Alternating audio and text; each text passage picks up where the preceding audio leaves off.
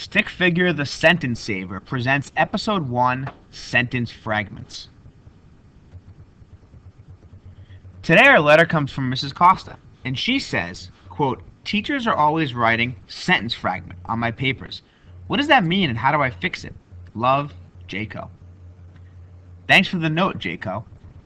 And to have a sentence, a group of words must consist of at least one full independent clause.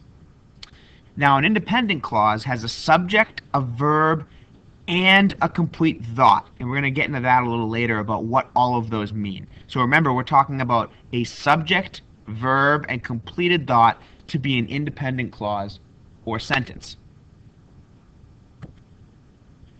There are three main errors that are common with sentence fragments.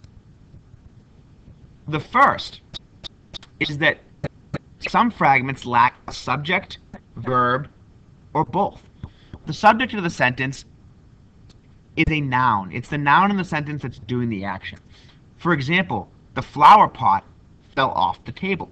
In this case, the flower pot is the noun committing the action of falling.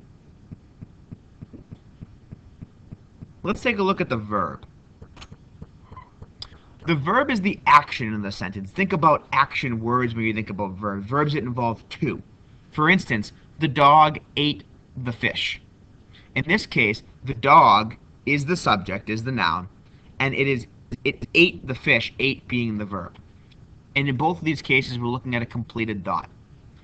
Let's look at an example of a sentence that is missing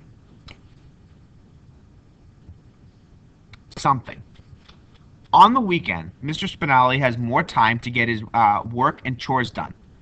For example, taking out the trash for Robin, grading papers, and doing laundry. Let's do a little checklist here. The first sentence, where's the subject or where's the noun? Mr. Spinelli. Let's see. To get would be the verb here. And I've also clarified what Mr. Spinelli is going to be getting done. He's going to get his work and his chores done. So right here we have a completed thought, we have an independent clause, and we have a completed sentence. Take a look at the second sentence. For example, taking out the trash for Robin, grading papers, and doing laundry. Taking out the trash, grading papers, doing laundry. We have three verbs here. However, what we're missing is a subject. We don't know who's doing these things. And we can't just assume Mr. Spinelli is because he's in the previous sentence. So here's how we go about fixing that.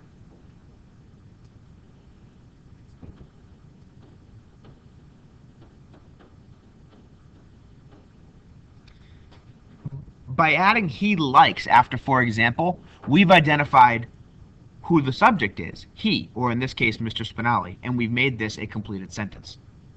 Now pause the video, look at your own guided notes, and create an example of this miscue,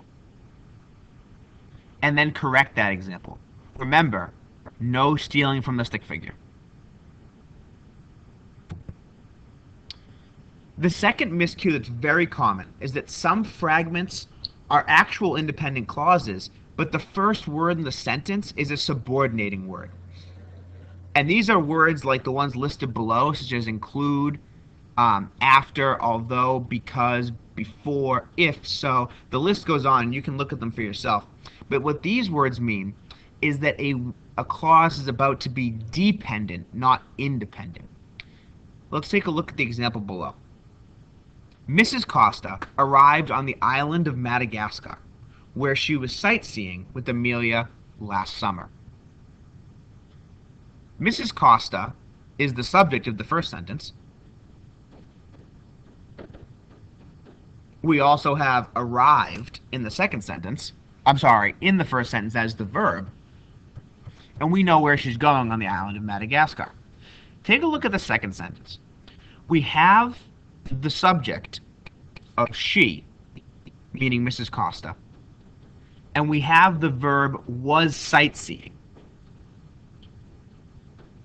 So we should have a completed sentence, correct? Take a look at the beginning of that sentence, where. Where is a subordinating word, which instantly means that it becomes a subordinating or a dependent clause. Here's how we'd fix this sentence. By getting rid of where, we make this clause stand on its own. And it's a very, very simple solution. Now, pause the video and take a look at miscue number 2 above. Create your own incorrect sentence and then correct it.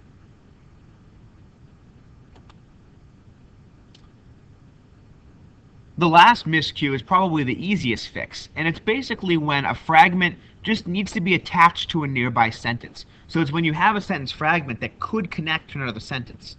And this is where we get into that conversation about sentence fluency, which we'll be talking more about when we get into writing our defining moments.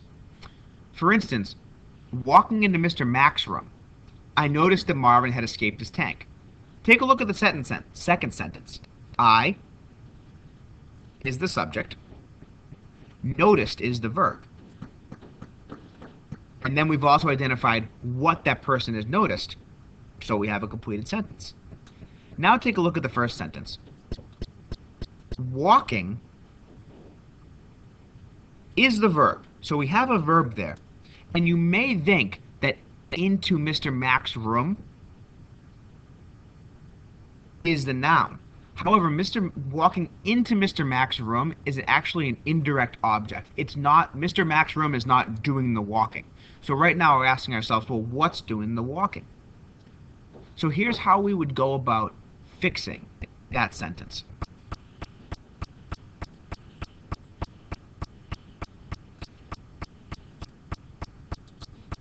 By adding a comma here and connecting these two sentences, what we've done is we've now identified that I, being the subject from the second sentence, is the person doing the walking in the fragment in the beginning. Again, it's a very, very easy solution. So those are the 3 most common miscues. You're going to pause your video now and write an example of an incorrect miscue number 3 and a corrected one. And Mrs. Costa, I hope this helps, and good luck on your future papers.